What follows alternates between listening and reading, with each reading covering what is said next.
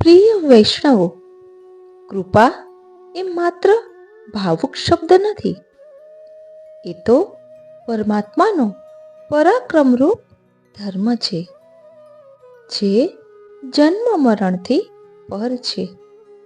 કારણ કે પ્રભુ પોતે નિત્ય છે અને એમની કૃપા એ એમનો સહજ સ્વભાવ છે.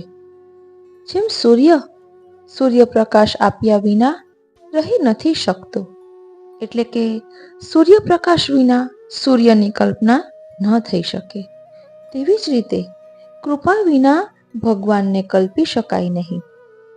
પણ પ્રશ્ન એ છે કે શું આપણે એ કૃપાનો અનુભવ કરીએ છીએ કે નહીં? સૂર્ય તો પ્રકાશ આપે જ છે, પણ જો ઘરના બધી બારી દરવાજા બંધ કરી દઈએ તો શું અંદર પ્રકાશ આવે? નહીં આવે ને. એ જ રીતે ભગવાન તો સતત કૃપા વરસાવી જ રહ્યા છે, પણ જેટલા સુધી આપણે આત્માના દ્વાર ન ખોલીએ ત્યાં સુધી એ કૃપા આપણામાં પ્રવેશી શકે નહીં. તો ચાલો આજે આપણે સમજીએ, જ્યારે જીવ આત્માના દ્વાર ખોલે છે ત્યારે ભગવાનની કૃપા 6 પ્રકારે અનુભવાય છે. પહેલું, રક્ષા. ભગવાનની દ્રષ્ટિ જ ભક્તોની અલૌકિક રીતે રક્ષા કરે છે. બીજું, કૃપા. તેના પ્રવેશથી ભક્તનું પોષણ થાય છે, ભક્ત પુષ્ટ થાય છે. ત્રીજું, પ્રવેશ. કાર્યસિદ્ધિ માટે ભગવાન જગતના પદાર્થોમાં પ્રવેશ કરી કાર્ય સિદ્ધ કરે છે. ચોથું, અભિવૃદ્ધિ. ભક્તને જરૂરી પદાર્થોની વૃદ્ધિ થાય છે. પાંચમું, સ્થિતિ એટલે કે પાલન. ભગવાનની પોષણ, ઉતિ અને મન્વંતર 3 લીલાઓ 3 સ્થિતિરૂપ છે. આખા જગતનું ભગવાન પાલન કરે છે. છઠ્ઠું, આશ્રય. ભગવાન સ્વયં ભક્તનો આશ્રય બને છે. કૃપાના આ 6 સ્વરૂપો આપણે અનુભવી શકીએ છીએ, અને એ અનુભવ કરવા માટે અંતઃકરણની શુદ્ધિ જરૂરી છે, અને એટલે જ આપણે અલગ અલગ પ્રકારે અંતઃકરણ શુદ્ધ કરવા માટે પ્રયાસ કરતા હોઈએ છીએ. તો ચાલો, હવે તો ચાતુર્માસ ને 4 જ દિવસ રહ્યા છે, તો અંતઃકરણ શુદ્ધ કરી લઈએ. પ્રિય વૈષ્ણવો, જય શ્રી કૃષ્ણ. હું મનાતુરી આપ સર્વે વૈષ્ણવોનું આજના આ અલૌકિક સત્સંગમાં હાર્દિક સ્વાગત કરું છું. પ્રિય વૈષ્ણવો, આજે આપણા સત્રમાં આગળ વધતા પહેલા એક સુંદર સંકેત આપું છું. દેવશયની એકાદશી નજીક છે. એ સમય છે જ્યારે ભગવાન પોતાના વિશ્રામમાં પ્રવેશ કરે છે અને આપણે પોતાનું અંતર જાગૃત કરીએ છીએ. આવા શુભ અવસરે આપણે કેટલાક ઉત્તમ સંકલ્પો લઈ શકીએ, જેને આપણે ચાતુર્માસમાં ખાસ નિયમપૂર્વક રૂપે પાડીએ, પણ ખરેખર તો એ જીવનભરના સ્વરૂપમાં વણી લેવાના હોય છે. જી હા, એક તો ખાસ એ યાદ રાખવાનું કે આપણી આસપાસના વૃદ્ધો કે માતા પિતા જ નહીં, જીવનના દરેક અનુભવી સ્ત્રોતો માટે હૃદયપૂર્વક માન રાખવું જોઈએ. એમના આશીર્વાદે જીવનની બળતરા ઓછી લાગે છે, અને એ માન ફક્ત દેખાડાનો ન હોવો જોઈએ, ભાવથી હોવો જોઈએ. છોટો સે સ્નેહપૂર્વક વ્યવહાર કરે. આપણા કરતા નાના હોય તો પણ એમની સાથે પ્રેમથી, નમ્રતાથી, સમજદારીથી વ્યવહાર રાખવો. એમને પણ જીવન જીવવા જેટલો અધિકાર છે. એમની ભૂલોમાં સહનશીલતા બતાવવી એ આપણા સંસ્કાર છે. કિસી કા ન તો અપમાન કરે, હર દિલ મેં ભગવાન હૈ. સાચો સત્સંગ એ છે જ્યારે આપણે કોઈની સામે બોલીએ ત્યારે એમાં પણ ભગવાનને જોઈ શકીએ. કોઈને દુખી કરવાની જગ્યાએ પ્રેમથી સહેજ ચૂપ રહી જઈએ, એ પણ ભક્તિ છે. નિયમ સિર્ફ ચાતુર્માસ તક નહીં, જીવનભર કે લીએ હો. અને હા, એ પણ કહી દઉં કે કોઈ પણ નિયમ ફક્ત 4 મહિનાની દોર નથી. આ તો આપણા જીવનમાં સંગતની રીતે વટાવવાનો વિચાર છે. દેવશયની એકાદશી એ માત્ર નિયમ લેવાનો દિવસ નથી, એ તો નવા જીવનનો દિશાનો પ્રારંભ છે. ચાલો આવો સંકલ્પ કરીએ અને આપણે આ નિયમો હૃદયપૂર્વક, ભક્તિપૂર્વક અને જીવનભર પાળવાનો પ્રયાસ કરીએ. પ્રિય વૈષ્ણવો, આ ચાતુર્માસ નિયમ એ માત્ર શબ્દો નથી, એ તો આપણા જીવનમાં કોતરી લેવા માટે છે. પણ જ્યારે એ નિયમો સેવાની સુગંધ પામે અને સત્સંગના સંગે જીવવામાં આવે, ત્યારે નિયમો નહીં પણ જીવનનું દિવ્ય દિશાસૂત્ર બની જાય છે. સેવામાં પ્રત્યક્ષ અનુસંધાન રહે છે. વડીલોને માન આપવું તો સહજ સેવામાં કેમ આવશે? જ્યારે આપણું અંતઃકરણ શુદ્ધ થશે, ત્યારે જ આ બધું આપણે કરી શકશું. અને જે દિવસે આપણે નિયમથી, મનથી, ભક્તિથી સત્સંગ કરીશું, તો તેનો અનુભવ થશે કે નિયમો કોઈ બાંધછોડ નથી, એ તો આત્માના શણગાર છે. અને હા, આપણે સત્સંગ શા માટે કરવો જોઈએ? શા માટે સ્મરણ ચિંતન કરવું જોઈએ? કારણ કે ભગવાનનું નામ મંત્રાત્મક છે. ઋષિઓ, આચાર્યો વગેરે સમાધિમાં અથવા તો પ્રત્યક્ષ ભગવદ અનુભવ થયા, તે સાથે તેમને હૃદયમાં ભગવદ નામ સ્ફુરિત થતું. એટલે શ્રી મહાપ્રભુજીના વંશ રૂપે બિરાજમાન શ્રી ગુસાઈજી સાક્ષાત શ્રીનાથજીનું સ્વરૂપ છે. તેથી એમની વાણી પણ મંત્રાત્મક છે. એટલે એમને રચેલા શ્રી સર્વોત્તમ સ્તોત્રમાં શ્રી મહાપ્રભુજીના 108 નામો છે, તે પણ મંત્રાત્મક છે.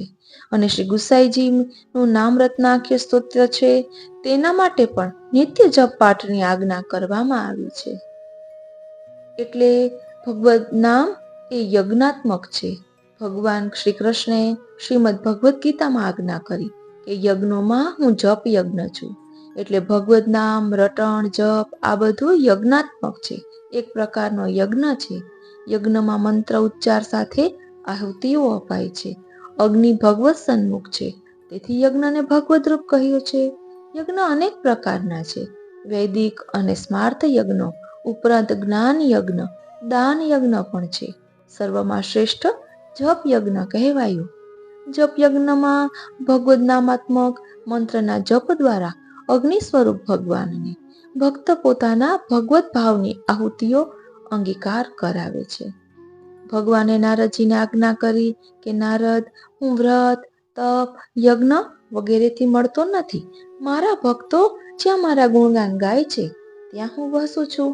એટલે તો શ્રી મહાપ્રભુજીએ નવરત્ન ગ્રંથમાં આજ્ઞા કરી કે સદા સતત સર્વાત્મ ભાવથી શ્રી અષ્ટાક્ષર મંત્ર જપતા રહો.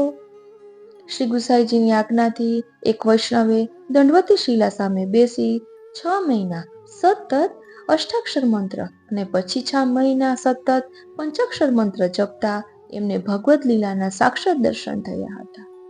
શ્રી ગુસાઈજીના મધુસૂદન નામના સેવકે કામવનમાં શ્રીકુંડ પરના શ્રી મહાપ્રભુજીના બેઠકજીની સન્મુખ સતત 6 મહિના સર્વોત્તમ સ્તોત્રનો પાઠ કર્યો હતો.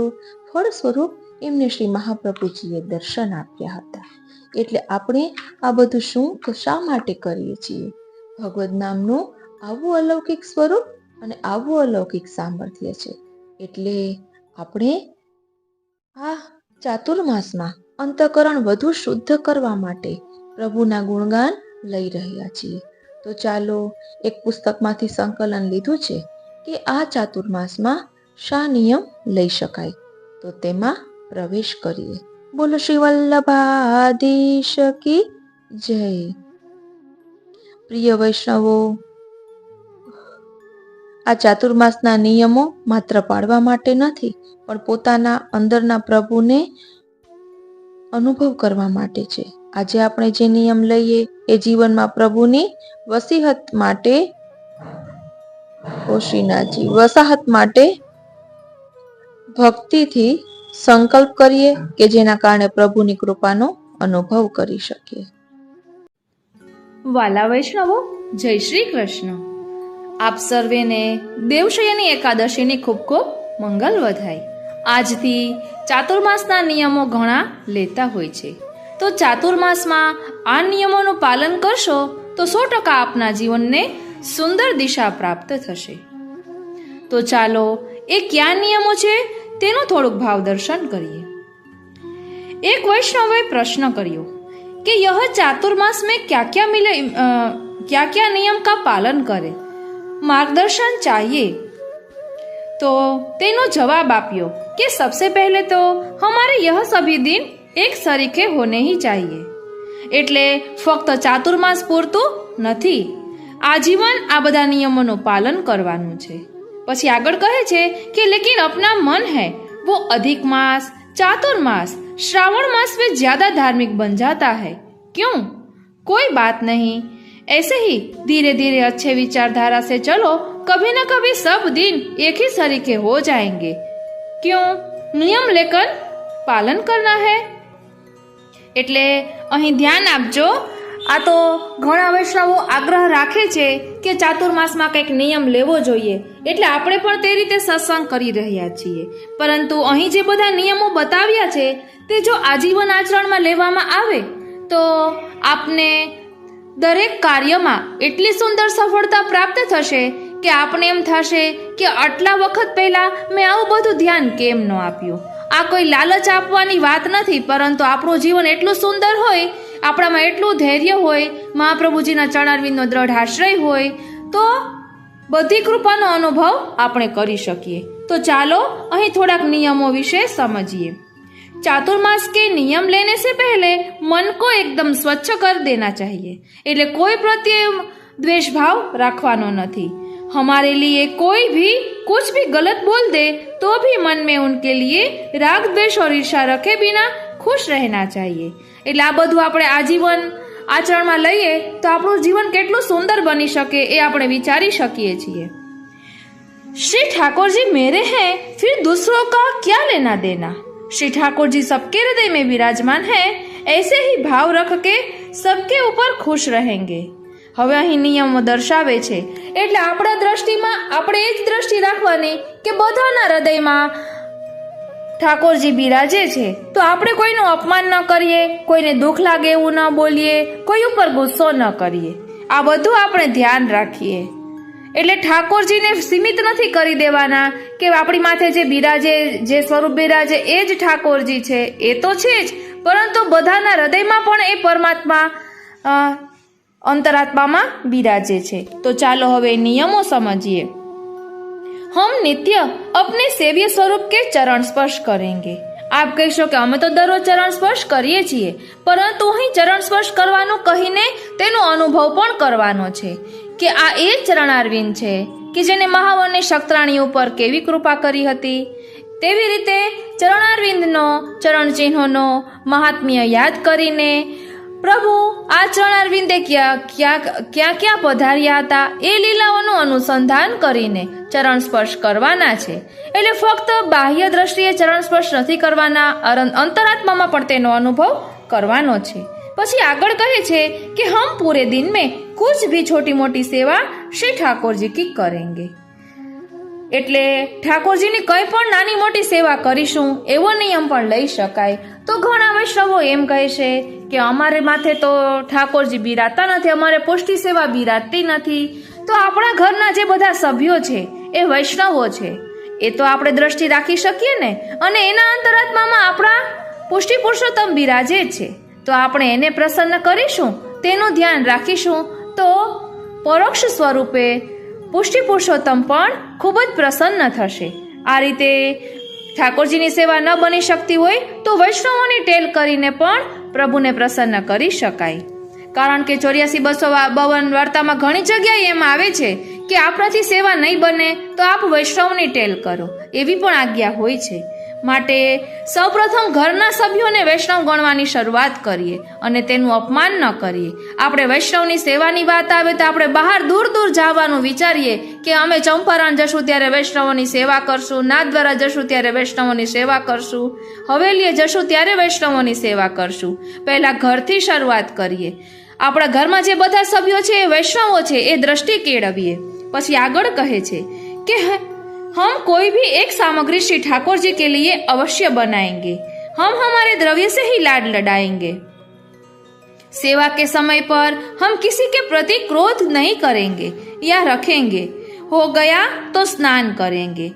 અહીં કહ્યું છે કે આપણે ગુસ્સો કરીએ તો સ્નાન કરવાનું. શા માટે?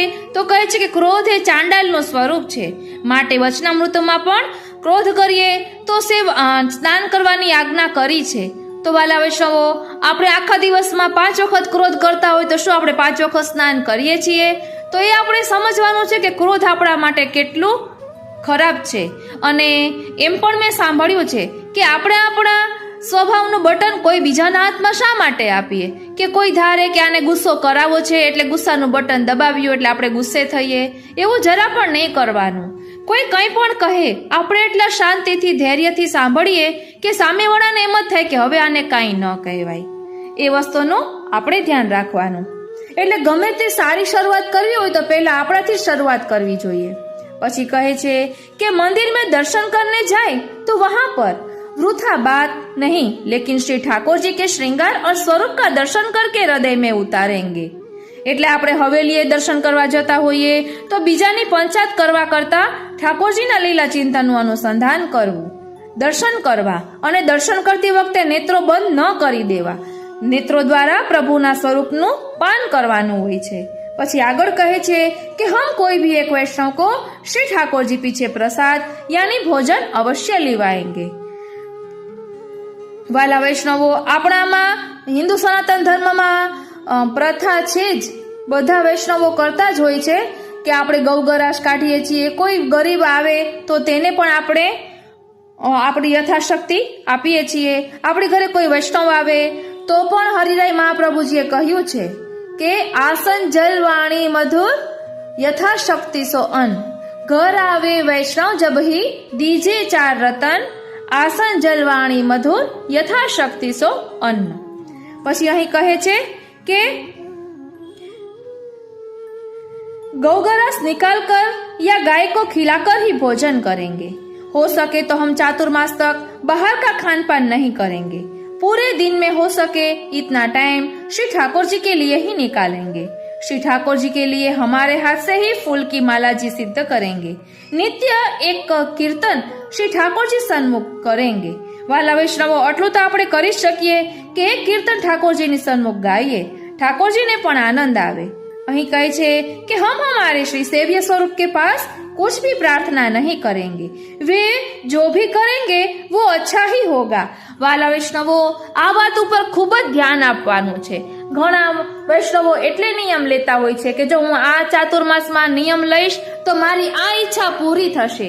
એવું ક્યારેય પણ ન કરવું જોઈએ. હરિ કરે સો ભલી, હરિ કરે સો હોય, પ્રભુ મમ હિતકારી એ ભરોસો જાય ના, પ્રભુ સર્વ કરવા સમર્થ છે.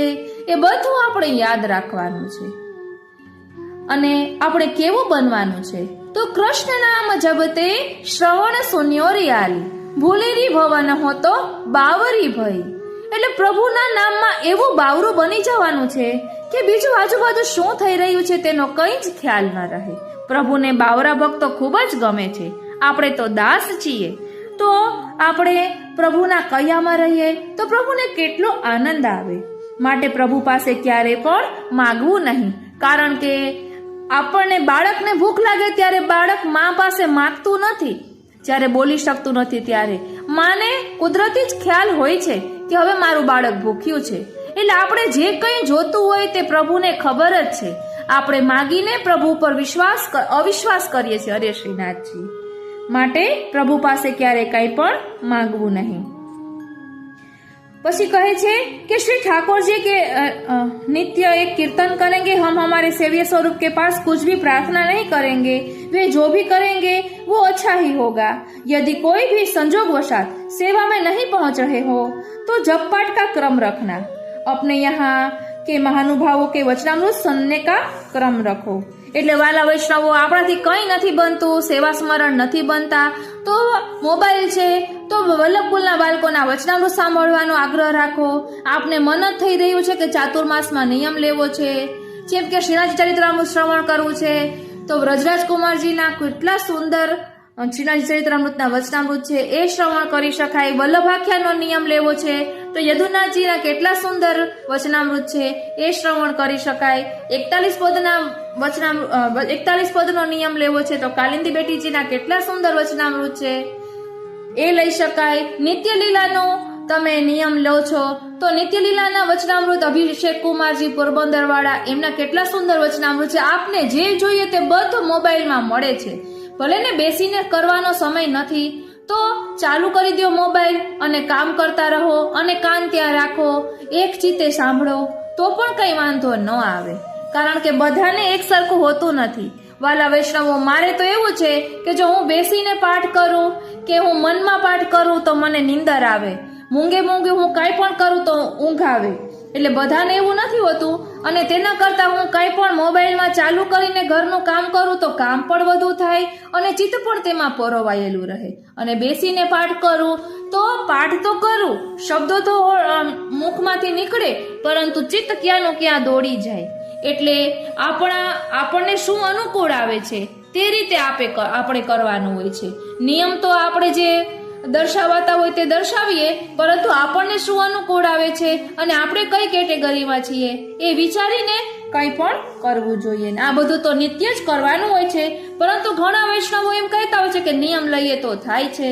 એટલે આ મિસ કરીને ભગવદ ગુણગાન થાય, વધુ અલૌકિકમાં આગળ વધીએ એ મિશથી આપણે અત્યારે આ કરી રહ્યા છીએ. પછી આગળ કહે છે कि रात को सोने से पहले सत्संग और आश्रय के पद करके ही सोएंगे. એટલે આપણે નિત્ય નિયમનો જે ક્રમ છે તેમાં સત્સંગ અને શું કહ્યું, આશ્રય કે પદ. હા, તો સત્સંગનો જે ક્રમ હોય છે તેમાં મંગલાચરણ બોલતા હોય છે, સર્વોત્તમજીનો ધોળ બોલતા હોય છે, ત્યારબાદ એક વલ્લભાખ્યાન દરરોજ બોલતા હોય છે, શ્રી યમુનાજીના 41 પદમાંથી 4 પદો બોલતા હોય છે, શિક્ષાપત્રના 5 શ્લોકોનું મનન ચિંતન થતું હોય છે સત્સંગમાં, 84 વૈષ્ણવની વાર્તામાંથી એક વાર્તાનું ચિંતન થતું હોય છે, 252 વૈષ્ણવની વાર્તામાંથી એક વાર્તાનું ચિંતન થતું હોય છે, અને શ્રીમદ ભાગવતજી અથવા તો શ્રી સુબોધિનીજીના 2 પેજ કે 1 અધ્યાય જે સમયની અનુકૂળતા હોય તે પ્રમાણે નિત્ય સત્સંગમાં થતું હોય છે. અને સાથે સાથે 84-252 વૈષ્ણવનો ધોળ, પુષ્ટિ માર્ગના 5 તત્વનો ધોળ અને આશ્રયના પદ, દરરોજ 4 પદ બોલવાનો વૈષ્ણવો આગ્રહ રાખતા હોય છે. અને છેલ્લે સત્સંગમાં દ્રઢઈના ચરણના કેરો ભરોસો બોલીને સત્સંગને વિરામ આપવાનો થતું હોય છે. એટલે આ રીતે પણ આપણે કરી શકાય. ચાતુર્માસમાં નિયમ લેવાની શરૂઆત તો કરીએ, આ રીતે સત્સંગ કરીશું તો એ ચાતુર્માસમાંથી એવું પણ બનશે કે આજીવન નિત્ય માટે આપણે આ બધું કરવા લાગીશું. શરૂઆત તો થોડાથી કરીએ અને અલૌકિકમાં આગળ વધીએ. પછી અહીં કહ્યું છે કે हमको जितना ध्यान में आया उतना लिख दिया. हमने लिखा है वो नियम का पालन जो पूरे मास करता होगा उनको तो कहने की जरूरत ही नहीं है, क्योंकि वो लोग तो अपने आप ज्यादा क्रम रखेंगे ही.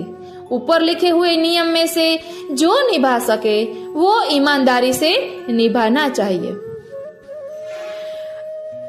પછી હજી આગળ કહ્યું છે कि कुछ भी किसी से न हो सके तो केवल 10 मिनट आंखें बंद करके आपको जो भी प्रिय स्वरूप है उनको याद करके उनके साथ बातें कर लो. એટલે કઈ નિયમ ન બની શકે તો પણ કઈ વાંધો નહીં, પરંતુ શુદ્ધ અને પવિત્ર ચિત્તથી શુદ્ધતા રાખીને, પવિત્રતા રાખીને, એટલે હૃદયની મનની શુદ્ધિની વાત છે, કોઈ પણ પ્રકારની અપેક્ષા વિના પ્રભુના ચરણારવિંદનું અનુસંધાન કરીએ 5 મિનિટ પરતું પણ તો પણ પ્રભુ એ અંગીકાર કરે છે. બસ આપણી ભાવના શુદ્ધ હોવી જોઈએ, કોઈ પણ કામનાઓ વિનાની હોવી જોઈએ. વાલા વૈષ્ણવો, આ સંકલન જે હિન્દીમાં હું બોલી છું તે અખંડ સૌભાગ્યવતી રૂપાવવજી ના વચનામૃતમાંથી લીધેલું છે, જે એક પોસ્ટ શ્રીનાથજી યમુનાજી ચેનલમાં આવી હતી તેમાંથી મેં આ લીધું છે કે જેને કારણે આપણે બીજું પણ નવું અનુસંધાન લઈ શકીએ. એટલે મેં આપની સાથે આ શેર કર્યું છે કે નિયમ કોઈ પણ રીતે લઈ શકાય. આપણા મનને શું ગમે છે પ્રભુ સામેથી પ્રેરણા કરશે. જો આપને આતુરતા હશે કે કંઈક મારે હજી કરવું છે આમાં, તો પ્રભુ જ આપને પ્રેરણા કરશે કે શું પ્રભુને ગમે છે, પ્રભુને શું શ્રવણ કરવું છે, એ સામેથી પ્રેરણા કરશે. આપણે પણ શ્રીનાથ ચરિત્રામૃતનું ભાવ દર્શન કરવાના છીએ, કારણ કે પેલું કોમ્યુનિટી પોસ્ટમાં 5 પુસ્તકોના નામ લખીને મૂક્યું હતું કે આમાંથી આપણે શું શ્રવણ કરવું છે તે જરૂરથી જણાવો. અને ઘણા વૈષ્ણવોએ કોમેન્ટ બોક્સમાં પણ જણાવ્યું હતું. એટલે તેમાં સૌથી વધારે પર્સન્ટેજ શ્રીનાથજી ચરિત્રામૃતમાં આવ્યા છે. એટલે આપણે શ્રીનાથજી ચરિત્રામૃતનું તો મનન ચિંતન કરશું જ, પણ એવું નથી કે યમુનાજીના ગુણગાન નહીં કરીએ. એમાં જે બધું લખ્યું છે તે મારી અનુકૂળતાએ જરૂરથી હું આપની સાથે શેર કરીશ. અને વાલા વૈષ્ણવો, માનસી વ્રજ પરિક્રમાનું પણ વૈષ્ણવોએ કોમેન્ટ બોક્સમાં જણાવ્યું છે. તો કૃષ્ણ આવેશની ચેનલમાં માનસી વ્રજ પરિક્રમા આખું પુસ્તક વ્રજમેરે મનભાઈ સચિત્ર આપની સાથે શેર કરેલું છે. તેની લિંક પણ કોમ્યુનિટી પોસ્ટમાં મૂકી છે. તો આપ આપનો અમૂલ્ય સમય ફાળવીને થોડું કોમ્યુનિટી પોસ્ટમાં જુઓ, પ્લેલિસ્ટ ચેક કરો, તો આપને જે જોઈએ બધું મળી જશે. કારણ કે ગયા વખતે ચાતુર્માસ સમયે જ્યારે પુરુષોત્તમ માસ પણ તેમાં હતો, ત્યારે વલ્લભાખ્યાનનું રસપાન આપણે કર્યું હતું. 9 વલ્લભાખ્યાન છે, નિત્યલીલાનું પણ અનુસંધાન કરેલું છે. એટલે કેટલું બધું છે, હું બોલું ને તો થાકી જાઉં, એટલું બધું છે. કારણ કે 1500 થી વધારે વિડીયો ઓશ્રીનાથજી એટલે 1400 જેટલા વિડીયો મનાતોરી ચેનલમાં છે, અને 1000 ઉપર કે 1200 ઉપર કૃષ્ણ આવેશની ચેનલમાં પણ છે. તો આપનો અમૂલ્ય સમય ફાળવી થોડુંક જોશો તો આપને ઘણું બધું તેમાંથી નવું પ્રાપ્ત થશે. એટલે આ તો નિયમ લેવાનો કોઈ આગ્રહ રાખતો હોય એટલે આપણે આ રીતે કરીએ છીએ, પરંતુ જીવનમાં આપણે દરરોજને માટે આ બધું ધ્યાન રાખીએ કે કોઈને દુઃખ લાગે તેવું ન બોલીએ, મોટાઓને માન આપીએ, કેન્દ્રમાં શ્રીનાથજીને રાખીએ. કરે કરાવે શ્રીનાથજી, કિયો સબ ગોપાલ હિકો હોય, પ્રભુ સર્વ કરવા સમર્થ છે, હરિ કરે સો ભલી, લૌકિકમાં ઉદ્વેગ એ પ્રભુની કૃપાનું દાન છે. તું કોણ છે, અહીં શા માટે આવ્યો છે, તે તું ભૂલીશ નહીં. એટલે કે આપણે પ્રભુના દાસ છીએ ને પ્રભુની સેવા કરવા માટે, પ્રભુનું સેવા સ્મરણ સત્સંગ કરવા માટે અહીં ભૂતલ પર આવ્યા છીએ. અને દ્રઢ ચરણ કેરો ભરોસો, અને મારું મન તો ઈમાં છે, ઈ એટલે શ્રીનાથજી. અને તજમન હરિ વિમુખન કો સંગ. આ રીતે આ બધી બાબતોનું આપણે ધ્યાન રાખવાનું છે. એટલું મારા વૈષ્ણવો ચાતુર્માસમાં બને તો એટલું ધ્યાન રાખજો કે કોઈ આપણી પાસે આવીને કોઈ બીજાની નિંદા કરે તો તેને ના કહી દેજો કે હું કઈ ડસ્ટબિન નથી. ભલે એવું ના બોલીએ, ખરાબ લાગે, પરંતુ નિંદા કોઈ કરતું તો તેને અટકાવવું કે રેવા દ્યો ને. કોઈની નિંદા કરીને આપણે તેની નિંદા માથે લેવી અને આપણને ભોગવવું પડે, એના કરતા કોઈની નિંદા ન કરવી અને બધાને માન આપવું, નમ્રતાથી રહેવું, વિવેક ધૈર્યાશ્રય ને આપણે આપણા આચરણમાં લઈ લઈએ ને. મહાપ્રભુજીએ જે ગ્રંથ રચ્યો છે 16 ગ્રંથમાં વિવેક ધૈર્યાશ્રય, તો આપણે જીવનના દરેક મુકામને હાસિલ કરી શકીએ. આ રીતે અલગ અલગ પ્રકારે નિયમ લઈ શકાય. વાલા વૈષ્ણવો, હજી હું દેવશયન એકાદશીનો ક્યાં નિયમ લઈ શકાય એવો મેં પહેલા રેકોર્ડ કરેલું છે, એ સાથે એડ કરું છું. કારણ કે કોઈ વૈષ્ણવ એવું બને કે એને ન મળ્યું હોય તો તે સાથે એડ કરું તો કોઈ નવા વૈષ્ણવોને પ્રાપ્ત થાય. એટલે આપે જેને સાંભળેલું હોય તેના માટે તો નથી કહેતી, પરંતુ કોઈ નવા વૈષ્ણવ હોય તો એને મળે એટલે સાથે એડ કરું છું. બોલો શ્રી વલ્લભાધીશ કી જય. શ્રી વલ્લભના લાડીલા વૈષ્ણવોને મારા જય શ્રી કૃષ્ણ. હું મનાતુરી આપ સર્વે વૈષ્ણવોનું દેવશયની એકાદશીના અલૌકિક સત્સંગમાં હાર્દિક સ્વાગત કરું છું. જેવી રીતે આપણે એક્ઝામ માટે પૂર્વ તૈયારી કરતા હોઈએ છીએ, તેવી રીતે આજે આપણે એકાદશીના દિવસે કયો નિયમ લેવો એનો વિચાર કરવા માટે પૂર્વ તૈયારી રૂપે આ સત્સંગ કરી રહ્યા છીએ. બ્રહ્મવૈવર્ત પુરાણમાં દેવશયની એકાદશીનું વિશેષ મહાત્મ્ય વર્ણવવામાં આવ્યું છે. આ વ્રતથી જીવની તમામ મનોકામનાઓ પૂર્ણ થાય છે. આ એકાદશી અષાઢ મહિનાના કૃષ્ણ પક્ષની એકાદશી પછી આવે છે, જેને યોગીની એકાદશી કહેવામાં આવે છે. અષાઢ માસના શુક્લ પક્ષની એકાદશીને દેવશયની એકાદશી કહે છે. આ એકાદશીને ચાતુર્માસની શરૂઆત માનવામાં આવે છે. એટલે મર્યાદામાં ઘણા 4.5 મહિના એમ કહેતા હોય, એટલે આપણે થંબનેલમાં એ રાખ્યું છે. ચાતુર્માસમાં બધા સમજે ન સમજે એ હેતુથી. અને આ ચાતુર્માસના સમયગાળામાં લગ્ન વગેરે જેવા કોઈ શુભ કાર્યો કરવામાં આવતા નથી.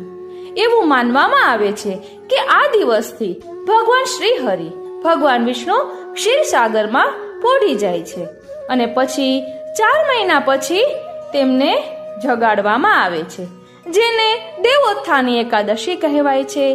વચ્ચેના અંતરાલને ચાતુર્માસ કહે છે. દેવશયની એકાદશીને દેવશયની, મહા એકાદશી, થોલી એકાદશી, હરિદેવશયની, પદ્મનાભ શયની અને પ્રબોધિની એકાદશી તરીકે પણ ઓળખવામાં આવે છે. હવે આ વખતે આ ચાતુર્માસ ના બદલે 5 મહિનાનો સમયગાળો થશે, કારણ કે પુરુષોત્તમ માસ આવી રહ્યો છે, જેને અધિક માસ તરીકે આપણે ઓળખીએ છીએ. એટલે આ ચાતુર્માસમાં આ અધિક માસનો પણ ઉમેરો થશે કે જેના કારણે આપણને ભગવાનના ગુણગાન કરવાનો વધુ આનંદ મળશે, કારણ કે અધિક માસ આવી રહ્યો છે. અધિક માસ એટલે અધિક ગુણગાન.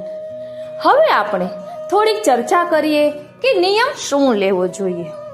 સૌપ્રથમ તો હું એ જ કહીશ કે આપણી પ્રસન્નતાપૂર્વક ગમે તે નિયમ લેવો, એમનેમ નહીં, બોજારૂપ થાય તેવું ન કરવું, પ્રસન્ન ચિત્તે થાય એટલું કરવું. ઘણા એમ કહેતા હોય કે નિયમ હોય ને તો થાય, નિયમ ન રાખીએ તો કંઈ ન થાય. તો એ રીતે પણ નિયમ લઈ શકાય. તો આપણે પહેલા સ્તોત્રપાઠની થોડીક ચર્ચા કરીએ કે સ્તોત્રપાઠમાં શું નિયમ લઈ શકાય. પહેલા તો હું એ જ કહીશ કે આપણી સ્તોત્રપાઠ કરતા હોઈએ તેમાં કોઈ સ્તોત્રપાઠમાં વધારે રુચિ હોય, તેમાં વધુ આનંદ આવતો હોય, એવું પણ થતું હોય છે. તો આપણને જેમાં વધુ આસક્તિ હોય એ સ્વરૂપના સ્તોત્રપાઠ કરવા જોઈએ. જેમ કે નિત્ય લીલા, શ્રી હરિરાયજી કૃત નિત્ય લીલા સેવામાં બધા વૈષ્ણવો બોલતા હોય છે અને તેમાં એવું પણ આવે છે કે અનુસરના સમયમાં પણ આ રીતે ઠાકોરજીને જગડવાથી પોઢાડવાની ભાવના કરી શકાય.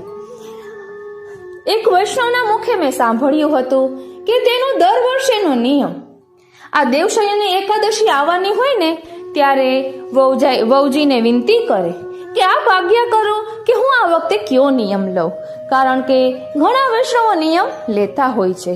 તો વહુજી તેને આજ્ઞા કરે. તેમાં એક વખત નિત્ય લીલાનું કહ્યું હતું, અષ્ટાક્ષરની 3 માળા કરવાનું કહેતા હોય, એટલે આજ્ઞામાં બળ હોય છે. ઘણી વખત આપણે નિર્ણય ન લઈ શકતા હોઈએ અથવા જેની જેમાં વધુ આસક્તિ, તો ઘણા વૈષ્ણવો વલ્લભકુલની આજ્ઞા પણ લેતા હોય છે કે આપ આજ્ઞા કરો તે અમે નિત્ય નિયમમાં, એટલે આ ચાતુર્માસનો નિયમ રાખીએ.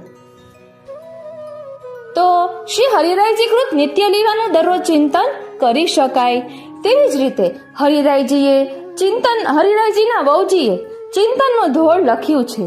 તેમાં ઠાકોરજીની કુંદની લીલાઓનું ખૂબ જ સુંદર વર્ણન છે. યુગલ સ્વરૂપ નિકુંજમાં બિરાજતા હોય એમ તેમાં આપના ચરણ ચિહ્નની ભાવના, વૈષ્ણવોનું કર્તવ્ય બધું જ ચિંતનના ધોળમાં આવે છે.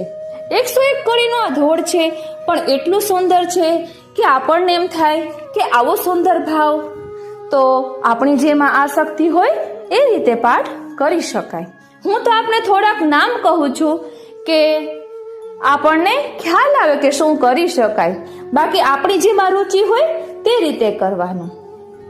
તે પછી જેમ કે શ્રી મહાપ્રભુજીના સ્વરૂપનું ધ્યાન, શ્રી મહાપ્રભુજીના સ્વરૂપનું ધ્યાન ધરવું હોય, આપણી આસક્તિ શ્રી મહાપ્રભુજીમાં હોય તો શ્રી મહાપ્રભુજીના સ્વરૂપનું ધ્યાન ધરવા માટે સૌંદર્ય પદ્ય, શ્રી સર્વોત્તમ સ્તોત્ર, શ્રી વલ્લભાષ્ટક અને શ્રી સપ્તશ્લોકી, આ 4 સ્તોત્રોનું મનન ચિંતન કરવું જોઈએ.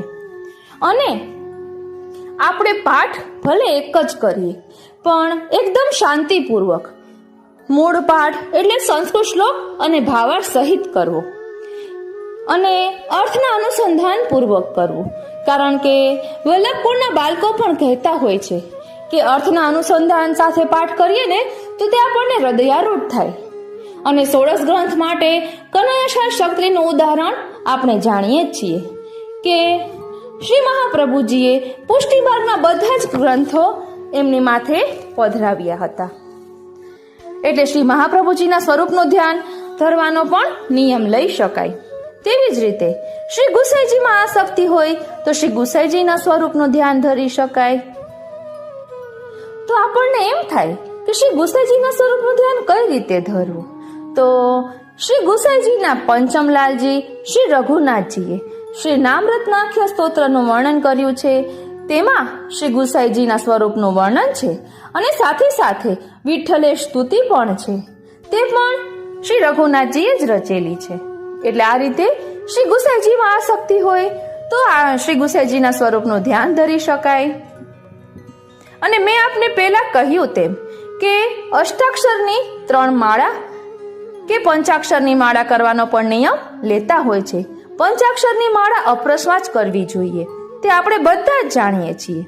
અને અષ્ટાક્ષરને મહામંત્ર કહેવામાં આવ્યો છે. તેનું ખૂબ જ સુંદર મહાત્મ્ય છે. તે આપણે વહેલાસર જોવાના જ છીએ. અગાઉ આપણે સમજ્યા છીએ, પણ અલગ અલગ રૂપમાં સમજીએ તો વધુ આનંદ આવે. એટલે અષ્ટાક્ષરની 3 માળા કરવાનો પણ નિયમ લઈ શકાય. તેવી જ રીતે શ્રી પુરુષોત્તમ સહસ્ત્ર. શ્રી પુરુષોત્તમ સહસ્ત્ર એટલે ભાગવતજીનો સાર. એટલે આપણે આખું ભાગવતજી વાંચીએ તેનું ફળ જે મળે તે ફળ શ્રી પુરુષોત્તમ સહસ્ત્રનો પાઠ કરવાથી મળે. એક વાત ખાસ યાદ રાખજો કે આપણે ફળ માટે પાઠ કરવાના નથી, પ્રભુની પ્રસન્નતા માટે કરવાના છે. આ તો કહું છું એટલે કે ઘણી વખત એવું હોય છે કે મહાત્મ્ય જોઈને પણ પાઠ કરવાનું મન થતું હોય છે. એટલે પુરુષોત્તમ સહસ્ત્રમાં શ્રી ઠાકોરજીના 1071 નામનું વર્ણન છે. શ્રી મહાપ્રભુજી રચિતા ગ્રંથ છે, તેનો પણ નિયમ લઈ શકાય. તેવી જ રીતે ત્રિવિધ લીલા નામાવલી એ 10મ સ્કંદનો સાર છે. જેને ઠાકોરજીમાં નિરોધ કરવો હોય, ઠાકોરજીમાં પ્રેમ આસક્તિને વ્યસન દશા પ્રાપ્ત કરવી હોય, તેને આ ત્રિવિધ લીલા નામાવલીનો પાઠ કરવો જોઈએ. આપણે અગાઉ વિથ લિરિક્સ અને મીનિંગ આ સ્તોત્રો જોયા છે. અને આપને સરળતા રહે તે માટે આ બધા સ્તોત્રો હું ચાતુર્માસ એકાદશી, દેવશયની એકાદશી એવી રીતે આપણે પ્લેલિસ્ટનું કંઈક નામ રાખી અને ચાતુર્માસમાં જે પાઠના નિયમો આપણે લેવા હોય એ પાઠ બધા એક સાથે તેમાં રાખીશું. પછી એટલે ત્રિવિધ લીલા નામાવલીમાં ઠાકોરજીની બાળ લીલા, પ્રૌઢ લીલા અને રાજલીલા આવે છે. અને તેમાં પ્રેમાસક્તિને વ્યસન દશા પ્રાપ્ત થાય છે. ત્યારબાદ આપણે પંચગીતનું પણ મનન ચિંતન કરી શકીએ. તો પંચગીતમાં ક્યાં આવે? તો ગોપી ગીત, વેણુ ગીત, યુગલ ગીત, ભ્રમર ગીત અને કદાચ ઉદ્ધવ ગીત આવે છે 5મું. આ પાંચ 10મ સ્કંધના પંચપ્રાણ કહેવાય છે. અને આપણે ખબર હોય તો વેણુ ગીત આપણા શ્રી મહાપ્રભુજીએ પણ કહ્યું છે, વધાઈમાં પણ આવે છે કે વેણુ ગીત પુને યુગલ ગીત કી રસ બરખા બરખાઈ પ્રગટવે માર્ગ રીત દિખાઈ. શ્રી હરિરાય મહાપ્રભુએ પણ પહેલા શિક્ષાપત્રમાં કહ્યું જ છે કે અનુસરના સમયમાં વેણુ ગીત યુગલ ગીતની ભાવના કરવી. એટલે વેણુ ગીતમાં એવું છે કે એટલે સૌપ્રથમ વેણુ ગીતનું ચિંતન થાય, પછી ગોપી ગીત ને પછી યુગલ ગીત. એમાં એવું છે કે આપણે સૌપ્રથમ જેમ સગાઈ થાય એટલે વેણુ ગીતમાં હજી લગ્ન ન થયા હોય એ પ્રકારનું વર્ણન છે, પ્રભુ વેણુનાદ કરે છે. અને ગોપી ગીતમાં પ્રભુ અંતર્ધ્યાન થાય છે અને વિરહ કરે છે એનું વર્ણન છે. અને યુગલ ગીત એ લગ્ન પછીની જે સ્થિતિ હોય એટલે બધું પચાવીને આગળ વધ્યા હોય તેની લીલા છે. એટલે આપણે જે પાઠ કરવા હોય તો પહેલા વેણુ ગીત પછી ગોપી ગીત અને પછી યુગલ ગીત, એટલે ભાગવતજીમાં જે રીતે લાઈનમાં આવતું હોય એ રીતે. અને ફક્ત રાસ પંચાધ્યાયનો પણ પાઠ કરી શકાય. એક જગ્યાએ મેં એવું સાંભળ્યું હતું કે ભાગવતજીમાં દશમ સ્કંદ છે એ હૃદય છે અને રાસ પંચાધ્યાય છે એ પ્રાણ છે. અષ્ટસખામાંના શ્રી નંદાસજીએ વ્રજભાષામાં રાસ પંચાધ્યાય લખેલી છે. તે આપને જોતી હોય તો અમારી ચેનલમાં આપને મળી જશે. ખૂબ જ સુંદર છે અને વ્રજભાષા આપણા શ્રી ઠાકોરજીને અતિશય પ્રિય છે.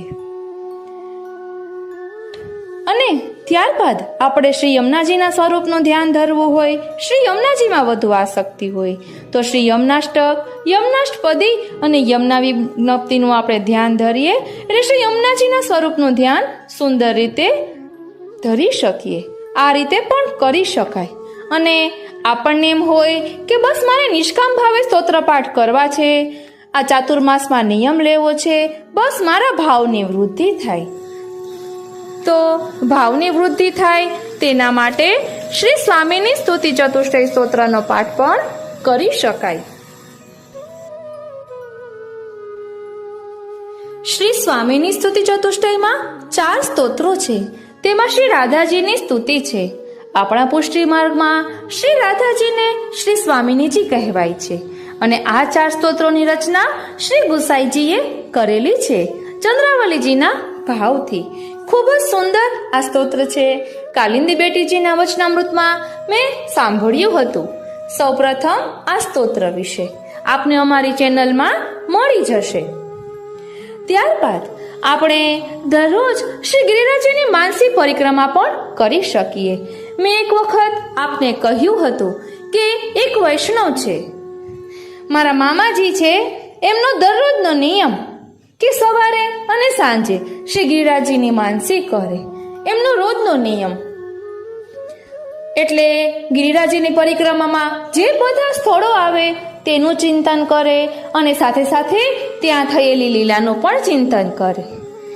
ગિરિરાજની માનસી પરિક્રમાનો પણ આપને મળી જશે અમારી ચેનલમાં.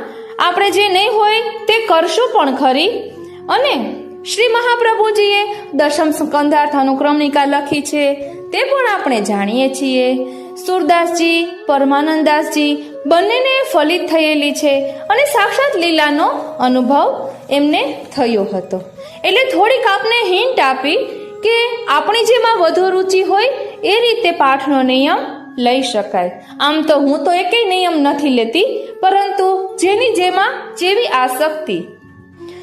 ઘણાને એમ થાય કે આ બહાને વધુ ભગવદ નામ લેવાય તો પછી એ રીતે કરી શકાય. હવે આપણે થોડીક મોટા પુસ્તકોની વાત કરીએ. એટલે આ તો સ્તોત્ર પાઠ થયા, તેવી રીતે પુસ્તક વાંચવાનો પણ નિયમ લઈ શકાય. ગયા વર્ષે મારા મમ્મી અને મારી બધી બહેનોએ વ્રજ મેરે મનભાઈ જે રીતે પુસ્તક આવે છે તેવી રીતે વ્રજસાગર પુસ્તક પણ આવે છે કે જેમાં વ્રજના બધા સ્થળોનું વર્ણન કરેલું છે. એટલે વ્રજને લગતું કોઈ પણ પુસ્તક હોય, વ્રજ પરિક્રમાનું, લીલી પરિક્રમાનું એવું કોઈ પુસ્તક હોય તો તે પણ વાંચી શકાય. અને આ વાત મને મારા માસીએ કહી હતી. એણે કહ્યું હતું કે આપણે બધા વૈષ્ણવો ઘણા લીલી પરિક્રમા કરવા જતા હોય તો આપણે ન જઈ શકીએ તો કાંઈ વાંધો નહીં, પરંતુ આપણે દરરોજ વ્રજનું ચિંતન તો કરી શકીએ ને. વ્રજ એવું છે કે જેમાં બધા જ તત્વોનો સમાવેશ થઈ જાય છે. એટલે આપણે વ્રજનું ચિંતન કરીએ એટલે શ્રી ઠાકોરજી, શ્રી મહાપ્રભુજી, શ્રી યમુનાજી, વલ્લભકુલ બધાનું ચિંતન એક સાથે થઈ શકે એવું આ વ્રજ છે. અને શ્રી ઠાકોરજીએ સ્વયં કહે છે કે હું વ્રજ છોડીને ક્યારેય નહીં જાઉં. તો આપણે પણ માનસી વ્રજ પરિક્રમા એટલે દરરોજ થોડુંક થોડુંક ચિંતન, જેમ કે આજે આ સ્થળે ગયા તો એનું ચિંતન. અમારી બીજી ચેનલ કૃષ્ણ આવેશની છે, એમાં વ્રજ મેરે મનભાઈ કરીને આખું પુસ્તક જે ગોલકવાસી રમેશભાઈ પરીખે લખેલું છે તે આખું અગાઉ કરેલું છે. તે ગયા વર્ષે ચાતુર્માસ સમયે શરૂ કર્યું હતું મારા ખ્યાલથી. તે આપને મળી જશે. ગયા વર્ષે એના આગલા વર્ષે પણ આ ચાતુર્માસનો નિયમ લેવા કર્યું હતું. પછી એવી જ રીતે શ્રીનાથજીમાં વધુ આસક્તિ હોય તો શ્રીનાથજી ચરિત્રામૃત કરી શકાય, શ્રીમદ ભાગવતજીનો નિયમ લઈ શકાય, દશમ સ્કંદ રસપાન. એટલે જેવી રીતે શ્રી ગુસાઈજીને નિરોધ લીલામાં વધુ આસક્તિ હતી દશમ સ્કંદનો પાઠ કરતા આપ, તો એવી રીતે આપણી આસક્તિ દશમ સ્કંદમાં વધારે હોય તો દશમ સ્કંદનો પણ રસપાન કરવાનો નિયમ લઈ શકાય. જે સ્વરૂપમાં આસક્તિ હોય એને રિલેટેડ પુસ્તક આપણે નિયમ લઈ શકાય. અને આ વખતે ચાતુર્માસની સાથે અધિક માસ પણ ઉમેરાય છે. મોટાઓના મુખે સાંભળેલું છે કે આ અધિક માસમાં 3 ગણું ફળ મળે. આપણે કંઈ પણ કરીએ તો આપણે ફળમાં પણ ઠાકોરજી જોઈએ છે, અને જે આપણી માથે બિરાજે છે એમની પ્રસન્નતા શેમાં છે એ વિચારવાનું. આપણને કાંઈ ન ખબર પડે તો શ્રી ઠાકોરજીને વિનંતી કરવાની, શ્રી મહાપ્રભુજીના ચરણારવિંદમાં વિનંતી ધરવાની કે આપને કયા ગુણગાન સાંભળવા છે, આપ મને પ્રેરણા કરો. મેં કાંઈ અગાઉથી કાંઈ વિચારેલું ન હોય આ સત્સંગ માટે, પણ અચાનકથી કંઈક યાદ આવે એટલે પ્રભુ પ્રેરણા કરે. એ રીતે આપણે સત્સંગ કરીએ એટલે પ્રભુને વિનંતી કરવાની કે આપને શું શ્રવણ કરવું છે એ આપ અમને પ્રેરણા કરો તો અમે એ રીતે કરીએ. એટલે આપણે જે સ્વરૂપને સુંદર રીતે સમજવા ઈચ્છતા હોઈએ તેનું ચિંતન કરી શકાય. પુષ્ટિ માર્ગના 5 તત્વોનું ચિંતન કરી શકાય, ગોપીજનોનું ધ્યાન ધરી શકાય, ગોપી પ્રેમ કી ધ્વજા. એવી જ રીતે આપણે નિત્યમાં 84-252 વાંચતા હોઈએ તો આ 4.5 મહિનામાં નિયમ પણ લઈ શકાય કે હું આટલા દિવસમાં આ કરીશ. એ રીતે પણ નિયમ લઈ શકાય. અને શિક્ષા પત્ર કે જેમાં પુષ્ટિ માર્ગનું સંપૂર્ણ રહસ્ય છુપાયેલું છે તેનું પણ ચિંતન કરી શકાય. નિધિ સ્વરૂપોનું ચિંતન કરી શકાય. આ નિધિ સ્વરૂપોમાં નિધિ સ્વરૂપનું પ્રાકટ્ય ક્યાંથી થયું, એ કયા સ્વરૂપની લીલા છે.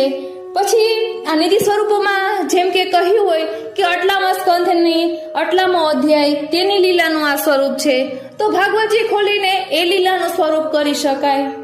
એવી જ રીતે શ્રી યમુનાજીને 41 પદ વાર્તા સંગતિ સાથે આપણે અગાઉ લીધા હતા કાલિંદી બેટીજીના વચનામૃતમાંથી.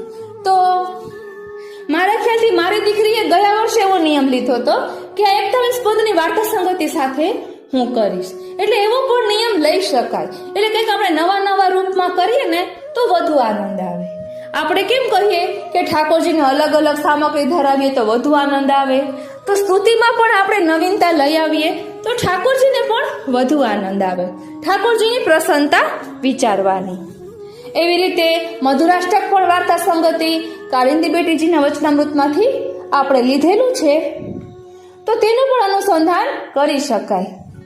અને શ્રી સર્વોત્તમ સ્તોત્રની પણ મારી ઈચ્છા છે ગમે ત્યારે પ્રભુ કરાવે એ સચિત્ર બિરાજે છે. એટલે તેમાં પણ વાર્તા સંગતિ, બેઠક ચરિત્ર બહુ જ સુંદર છે. 2-3 પુસ્તકો શ્રી સર્વોત્તમ સ્તોત્રના છે. એક ગોકુલનાથજી કૃત ટીકાનો સારાંશ છે, ગુજરાતી ભાવાર્થ. એક ગોલકવાસી રમેશભાઈ પરીખનું છે. એવી રીતે ઇન્દિરા બેટીજીએ કરેલા વચનામૃતનું છે. એટલે આપણે અલગ અલગ માંથી જોઈએ તો વધુ સુંદર રીતે સમજી શકીએ. એટલે આપણા જે સ્વરૂપમાં આસક્તિ હોય તેનું પુસ્તક વાંચવાનો નિયમ લઈ શકાય. નિયમ લઈએ અને તે ખંડિત ન થાય તે માટે આપણે શું કરવું એવો વિચાર આવતો હોય તો મેં ગયા વર્ષે જ પૂજ્યપાદ ગોસ્વામી 108 શ્રી ગોવિંદરાયજી મહારાજ શ્રી વાપીવાળા એમના વચનામૃતમાં સાંભળ્યું હતું કે ઘણા વૈષ્ણવોને એમ થાય કે અમારો નિયમ ખંડિત થઈ ગયો, કેમ કે કોઈ બાધક આવે, છોવાયેલા હોઈએ તો ન થાય. તો તેમાં આપે કહ્યું હતું કે પત્નીથી પાઠ કે પુસ્તક વાંચન ન થઈ શકે તો તેના બદલે તેના પતિ કરી શકે, કારણ કે પત્ની અર્ધાંગિની છે. તો પતિ પણ પત્નીના અર્ધાંગ કહેવાય, એટલે એમના બદલે એ પાઠ કરી શકે એવું મેં એમાં સાંભળ્યું હતું. પછી બીજા કોઈનું મને ખબર નથી, ખ્યાલ નથી, પરંતુ તેમાં કહ્યું હતું. એટલે આપણને એવું થતું હોય કે આપણો નિયમ ખંડિત થાય છે તો આ રીતે પણ કરી શકાય. એટલે મેં પણ વચનામૃતમાં સાંભળ્યું હતું. અને શ્રીનાથજી, આ વખતે તો આપણને બોનસમાં અધિક માસ પણ મળી રહ્યો છે. અધિક માસમાં શું ચિંતન કરી શકાય તેના વિશે હું વિચારી જ રહી છું, અને અલગ અલગ રીતે પ્રભુ બસ કરાવે કે આપણે અધિક માસમાં અધિક ગુણગાન કરવાનો મનોરથ છે અને પ્રભુ એ પૂર્ણ કરે. એટલે આપણી જેમાં જે આસક્તિ હોય એ રીતે મનન ચિંતન કરી શકાય. અને નિયમ લેવો એવું જરૂરી નથી હોતું, પરંતુ ઘણાને એવું હોય કે નિયમ લઈએ તો થાય, તો આ રીતે કરી શકાય. આ તો આપને જરા ખ્યાલ, આપને બધાને ખબર જ હોય, પણ મને મનમાં આવે એટલે મને એમ થાય કે પ્રભુ પ્રેરણા કરે છે કે આજે આ સત્સંગ કરીએ, કે આ બહાને આટલા પુસ્તકોના નામ લીધા, આટલા સ્તોત્રોના નામ લીધા, તો આપણે એનું અનુસંધાન થયું, એટલે ગાગરમાં સાગર સ્વરૂપે વધુ ચિંતન કર્યું. એ ભાવથી આજનો આ સત્સંગ કર્યો છે. દેવશય્યાની એકાદશી આવશે ત્યારે તેનો આપણે ભાવ જરૂરથી સમજીશું, પરંતુ આ તો પૂર્વ તૈયારી સ્વરૂપે લીધેલું છે કે આપણે થોડાક દિવસમાં મનન ચિંતન કરી શકીએ કે ભાઈ મારે શું કરવું છે. આજનો આ સત્સંગ શ્રીનાથજી, શ્રી યમુનાજી, શ્રી મહાપ્રભુજીના ચરણારવિંદમાં સમર્પિત કરું છું.